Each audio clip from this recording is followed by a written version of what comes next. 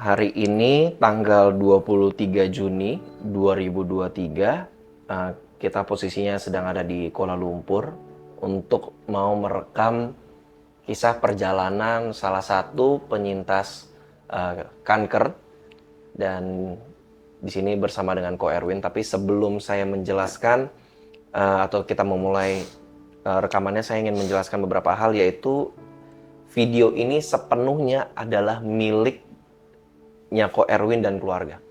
Oke, jadi sepenuhnya hak dari video ini adalah milik Ko Erwin dan keluarganya. Jadi kalau ada orang mau pakai video ini atau nge-cut video ini, itu harus minta izin dari Ko Erwin. Karena hak cipta dari video ini sepenuhnya adalah milik Ko Erwin dan keluarga.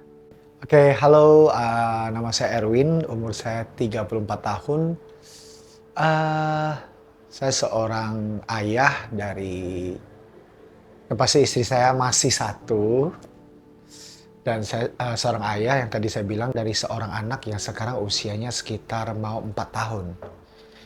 Eh, menjadi seorang suami dan menjadi seorang ayah adalah hal yang mungkin kelihatannya sederhana bagi orang lain, tapi menurut saya itu punya tanggung jawab yang besar.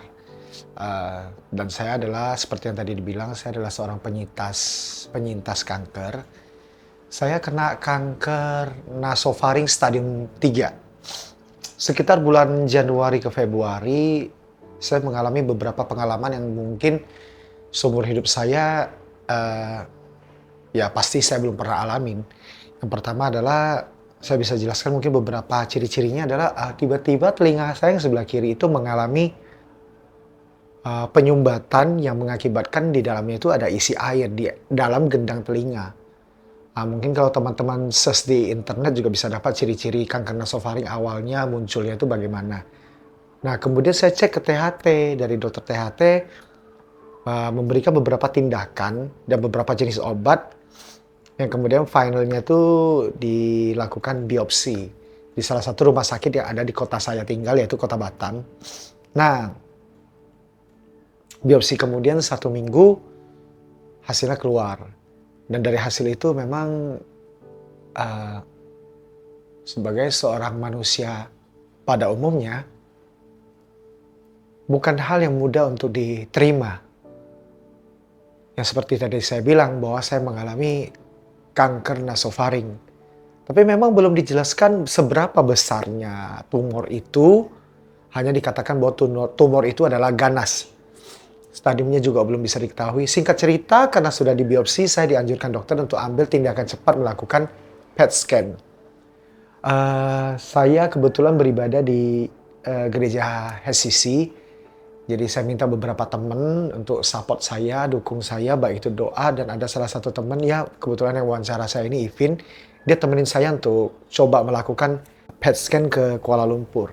Nah, singkat cerita kami berangkat, kemudian saya melakukan PET scan keluar, report sudah keluar, dan ternyata dinyatakan itu sudah lumayan besar, sekitar 3 cm kali 3 cm di rongga nasofaring. Sehingga dinyatakan bahwa ini adalah stadium ketiga. Kok boleh tahu nggak waktu Koko dapat kabar itu kapan?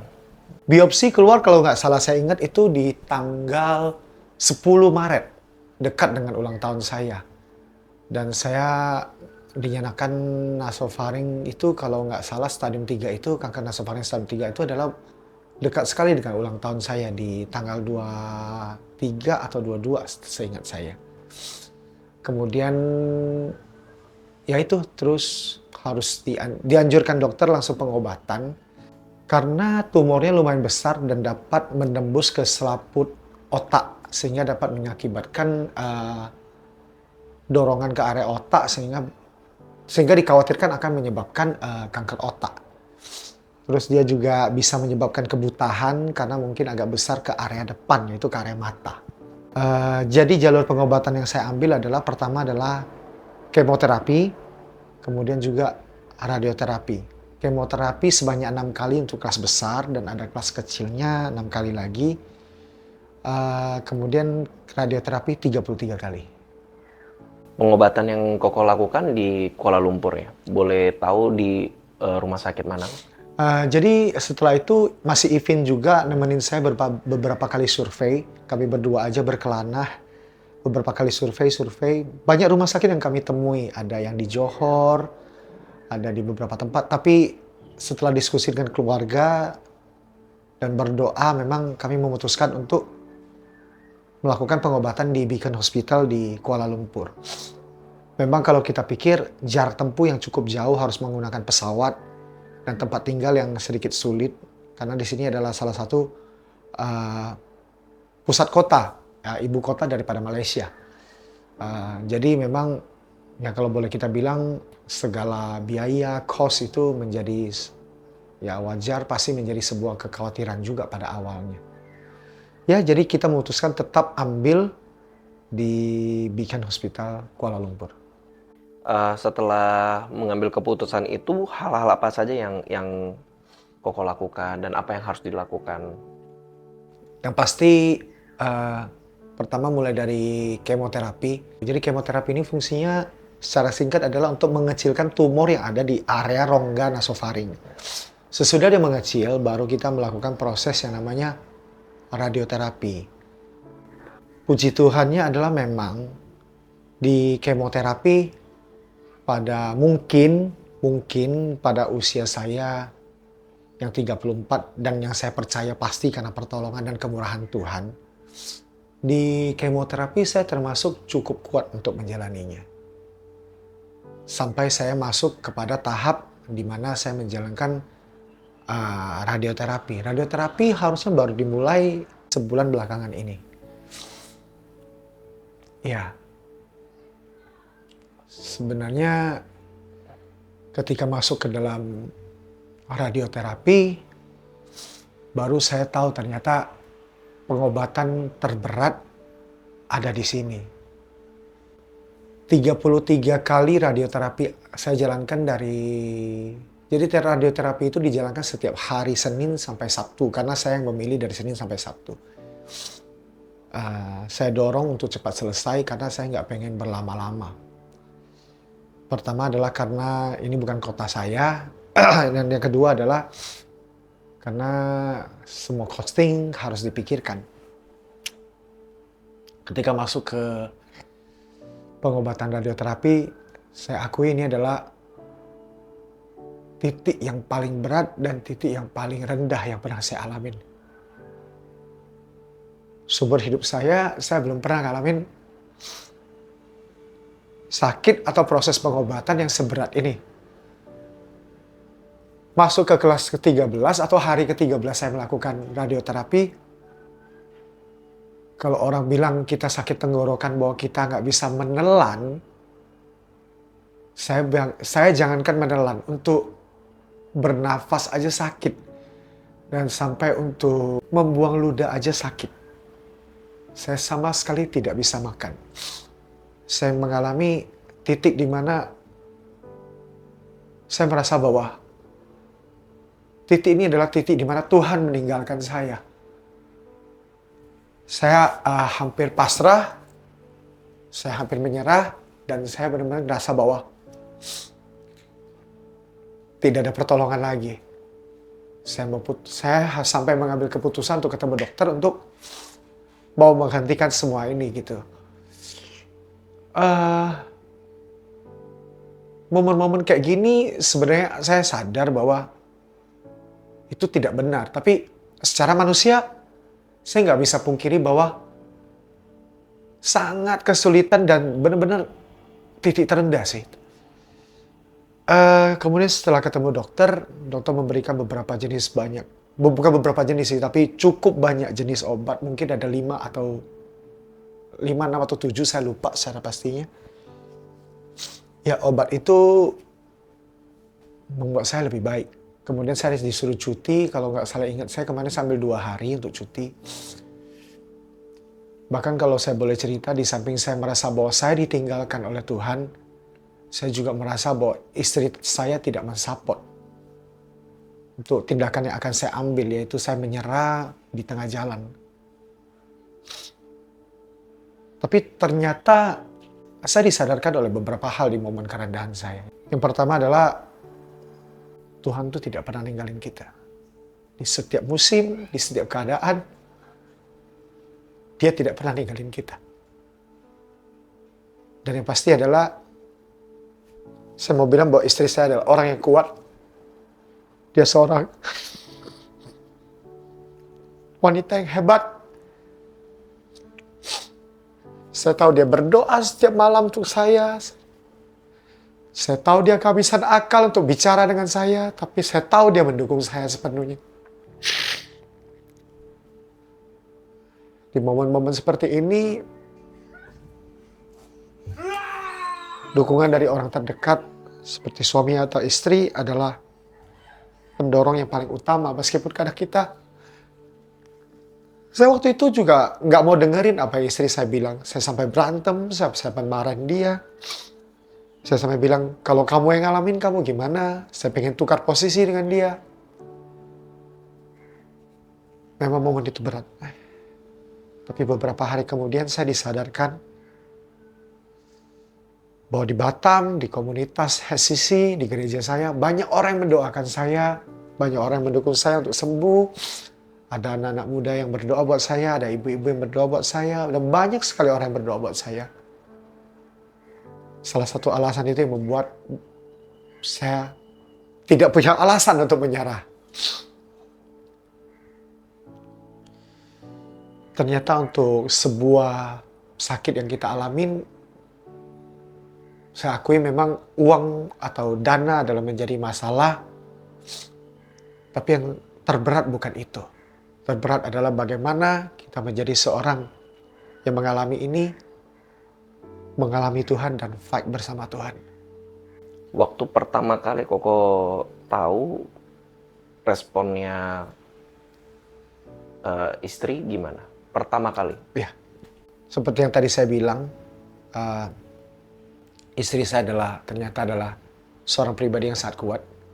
Dia hanya bilang gini ke saya, sayang jangan takut, Tuhan ada bersama dengan kita dan aku akan temenin kamu laluin ini semua.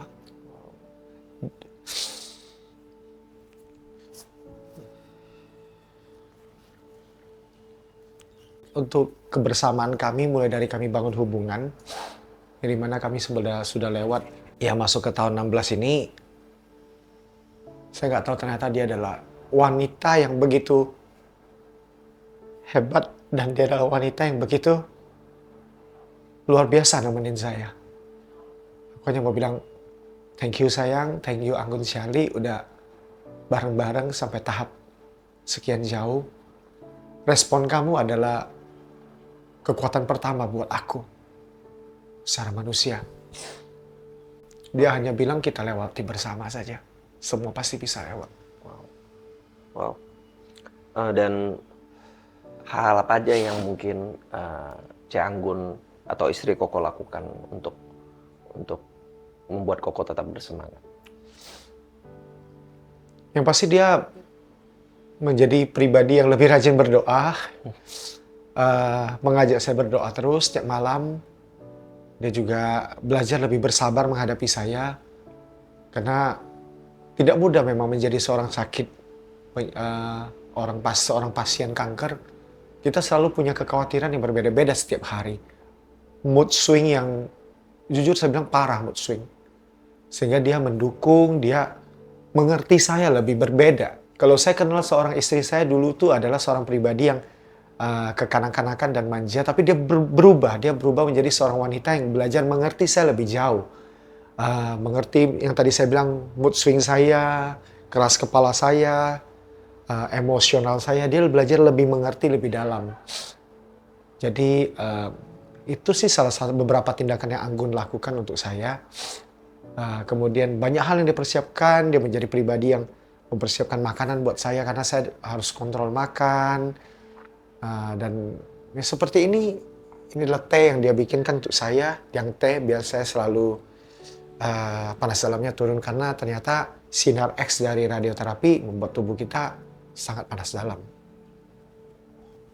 Saya mau nanya selanjutnya adalah, waktu Koko kemo yang pertama, itu apa Koko sudah mulai tinggal di sini? Tinggal di Kuala Lumpur? Iya. 6 kali kemo pertama saya belum pindah ke sini karena jaraknya jaraknya kemo tuh sangat jauh. Dia seminggu cuma sekali dan selama 6 kali itu dilewatin sebanyak 9 minggu. Pasti bingung kan kenapa 6 kali kemo padahal seminggu sekali tapi kenapa 9 minggu baru selesai. Karena ternyata dia 2 kali kemo, 1 minggunya berhenti. Jadi minggu pertama kemo, 2 kemo, 3 berhenti. 4 kemo lagi, 5 kemo, 6 berhenti. Jadi total harus habisin 9 minggu. Kalau saya lewatinnya harus tinggal di sini, maka pertama adalah saya nggak bisa kerja, dan yang kedua adalah cost untuk sewa apartemen atau tempat tinggal juga semakin tinggi. Nah, jadi memang hitung-hitungannya sudah lebih baik dengan bolak-balik sih gitu. Oke. Berarti setelah kemonya selesai, Ah. sudah mau mulai radioterapi, baru Koko untuk memilih pindah ke sini. Iya. Bersama siapa aja? Semua. Untuk di sini selama, by the way, hari ini saya rekam ini saya sudah di radioterapi yang ke-27. Berarti saya sisa 6 kali lagi. Doain saya teman-teman. Saya pindah ke sini itu awal bulan. Jadi memilih pindah ke sini bersama pasti istri saya dan anak saya. Istri saya Anggun Syali tadi dan anak saya Evander Ezel. Kami tinggal bertiga di apartemen di sini. Sudah dari awal radio ya sampai hari ini. Iya, Dan benar. tadi kalau saya boleh ulang, radio itu dilakukan setiap hari Senin sampai Sabtu. setiap. Berapa lama untuk dibutuhkan radio? Dan boleh kasih tau nggak ya? Karena kan yang kita tahu cancer itu penanganannya hanya di kemo yang model disuntik. Nah, kan radioterapi cukup jarang untuk kita dengar. Nah, bagaimana cara perawatannya atau perlakuan waktu di radioterapi itu? Ternyata kanker itu ternyata by the way banyak cara.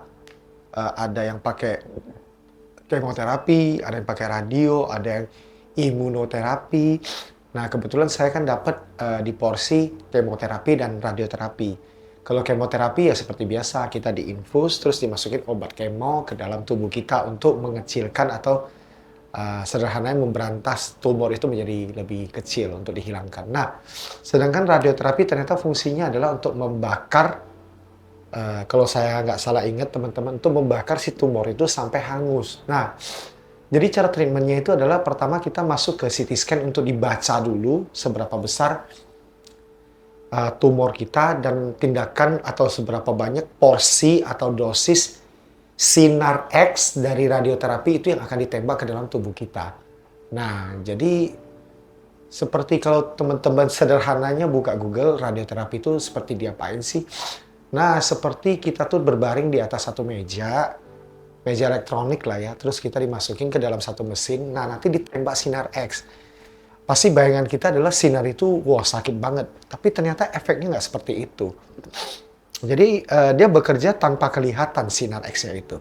Kita nyebaring, terus sinarnya jalan, ada suara. Ya suaranya kayak begitu, tapi kita nggak nampak sinarnya. Kita disuruh tutup mata dan di cover oleh satu topeng yang lumayan besar. Nah, awal-awal saya radioterapi, saya malah nggak ngalamin apa-apa. Seminggu, masuk 8 hari, 10 hari. Tapi ternyata masuk ke hari hitungan kebelasan, saya baru mengalami bahwa perubahan di dalam rongga mulut, kerongkongan, dan tenggorokan saya itu sangat parah.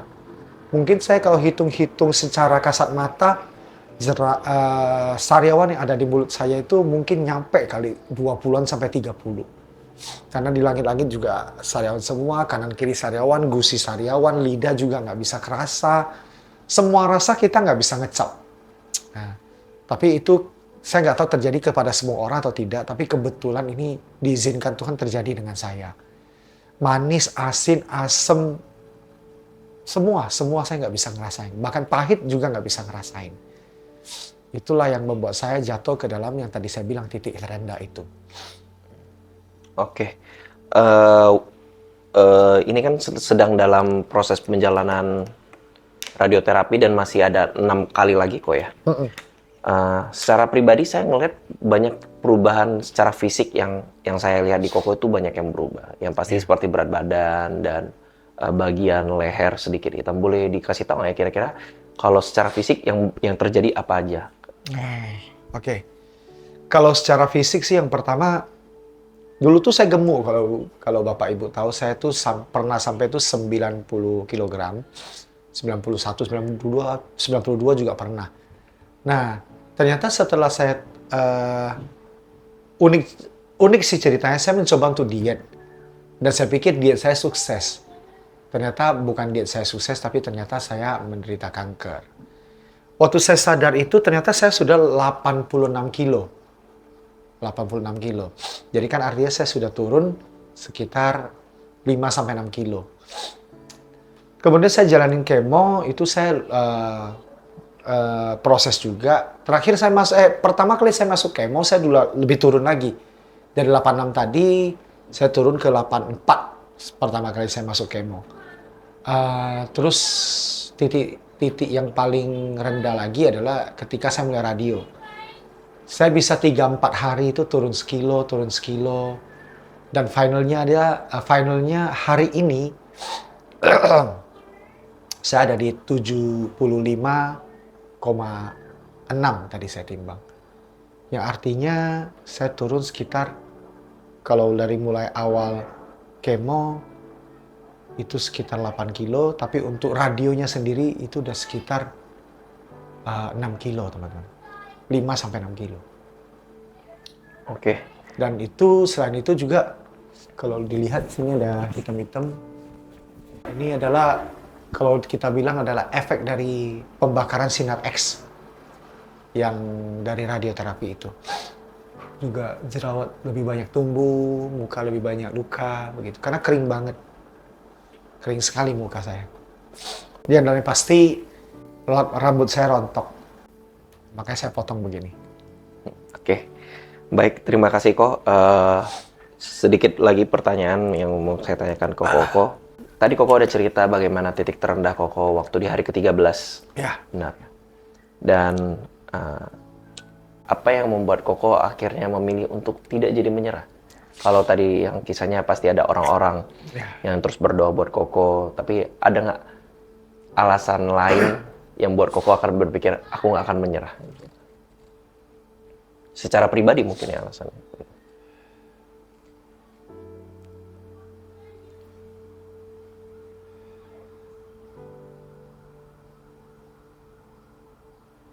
Yang pasti yang membuat saya nggak mau sebenarnya, bukan nggak bisa. Kalau bisa mungkin bisa, tapi kalau dikatakan apa yang membuat saya, alasan apa yang terutama yang membuat saya nggak mau menyerah dengan semua ini adalah istri saya dan anak saya. Ketika saya menikah, saya sudah janji untuk jaga istri saya sampai ajal yang menjemput kami gitu. Terus ditambah dengan Tuhan percayakan seorang anak yang begitu pintar untuk kami jaga, untuk kami kelola. Seperti yang tadi di awal saya bilang, menjadi seorang ayah mempunyai tanggung jawab yang sangat besar. Nah, tanggung jawab itu belum saya bisa lepas sekarang. Saya belum bisa lepas sekarang. Mereka berdua adalah alasan utama di mana saya harus tetap kuat menjalani ini sampai selesai. Selain itu pasti ada keluarga besar saya yang fully support saya. Ada abang saya, kakak saya, ya kakak ipar, ada banyak sekali, ada keluarga-keluarga dari istri juga. Ditambah dengan komunitas saya di HCC. Terima kasih untuk kalian semua yang sudah angkat tangan dan berdoa buat saya. Semua bantuan yang kalian berikan buat saya pasti akan menjadi perhatian dalam mata Tuhan. Oke, baik. Karena kemo Koko tinggal 6 kali lagi, saya berharap semuanya tetap berjalan lancar. Kami di sini ada saya Ivin, ada Gunawan, juga ada Yoris. Dan sebelum kita mengakhiri video kali ini, kita kan nanti akan tetap buat next video setelah Koko selesai untuk bagian ending atau apa. Tapi memang momen ini kita mau ngambil karena kita nggak mau miss the moment aja. Makanya kita ngambil video itu teks sekarang. Karena saya percaya waktu Koko sudah sembuh nanti, akan ada banyak lagi cerita di balik itu. Ya, dari setelah 6 ini. Tadi kan sempat saya dengar kalau orang benar-benar sembuh dari cancer itu perlu waktu sekitar Ya, 5 tahun. dinyatakan beneran sembuh 5 tahun ya. Iya. Nah, baik. Pertanyaan terakhir atau mungkin bukan pertanyaan sih, lebih tepatnya pesan. Saya mau nanya apakah Koko punya pesan buat teman-teman lain yang sedang berjuang dan mungkin mereka sedang berpikir untuk menyerah dengan hidupnya. Ya. Kalau pesan secara sebenarnya sih bukan untuk teman-teman yang menderita sakit kanker saja mungkin, tapi setiap orang punya masalah yang berbeda-beda. Mungkin ada teman yang sama kasusnya dengan saya, mungkin lagi menderita kanker, mungkin ada yang sakit lain, atau mungkin ada hal-hal atau boleh kita bilang masalah lain yang kalian hadapi yang berbeda, yang mungkin lebih berat daripada saya nggak tahu. Tapi pesan saya buat teman-teman, jangan pernah menyerah, karena kita punya Tuhan yang hebat, kita punya keluarga yang mendukung kita, dan menyerah bukanlah hal atau pilihan yang tepat untuk kita mengambil jalan pintas. Itu sih. Mungkin singkatnya itu. Oke, baik. Boleh saya tambah sedikit lagi? Satu lagi Boleh, pertanyaan. boleh. Thank you, Ivin. Iya. Sebenarnya ini bukan buat kami atau buat yang sedang nonton, tapi entah kenapa saya terpikir untuk boleh Koko ngomong sesuatu buat Ezel. Karena Ezel kan sekarang belum mengerti. Karena umurnya tadi umur berapa? Sorry, 3. Hampir 4 ya. Hampir 3, mau 4 tahun dan dia belum mengerti kondisi yang sedang terjadi. Tapi boleh mungkin one day dia sudah besar, boleh Koko kasih ngomong sesuatu buat Ezel. Oke.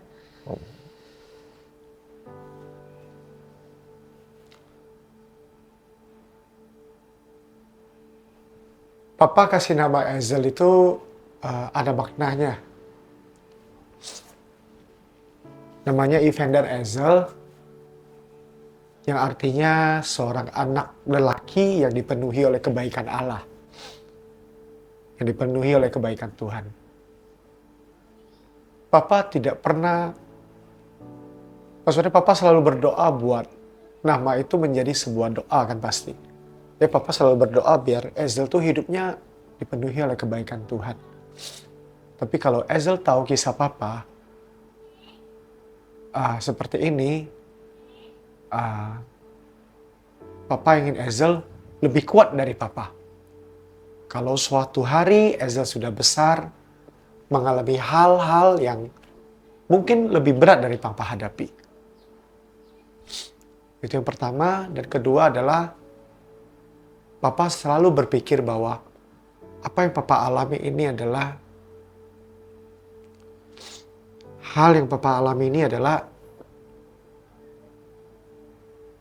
Papa ambil tanggung jawab untuk melepaskan Ezel, atau boleh dikatakan seperti ini. Papa ngambil beban ini biar Ezel nggak ngadapin ini. Meskipun itu belum tentu pikiran yang benar. Tapi dengan pengertian yang sederhana adalah Papa saja yang kena kanker daripada anak Papa yang mengalami hal yang berat. Gitu. Karena mungkin Papa tumbuh dari keluarga yang tidak punya figur Papa yang baik. Tidak pernah dapat kasih sayang dari seorang ayah yang baik. Tapi Papa nggak mau itu terjadi sama Ezel. Papa mau Ezel ngalamin kasih seorang ayah yang mungkin gak sempurna, tapi jauh lebih baik dari yang Papa hadapi. Papa sayang sekali dengan Ezel. Oke. Itu buat Ezel. Oke, baik. Terima kasih banyak Ko Erwin buat waktunya. Ya. Saya rasa video atau dokumentarinya cukup sampai di sini. Dan terima kasih untuk tempatnya, kami boleh datang, buat waktu, buat kisahnya. Dan sebelum saya tutup, saya ingin kasih tahu sekali lagi disclaimer kalau sepenuhnya video yang sudah kita shoot ini dari awal sampai akhir sepenuhnya adalah milik hak Ko Erwin dan keluarga.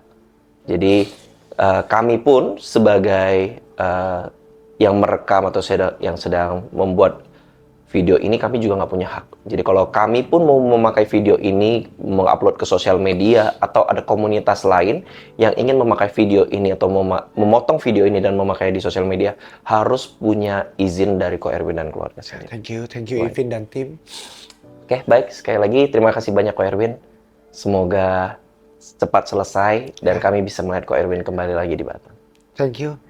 God bless semuanya. Tuhan memberkati Ko. Thank you Ko. Thank you Ko.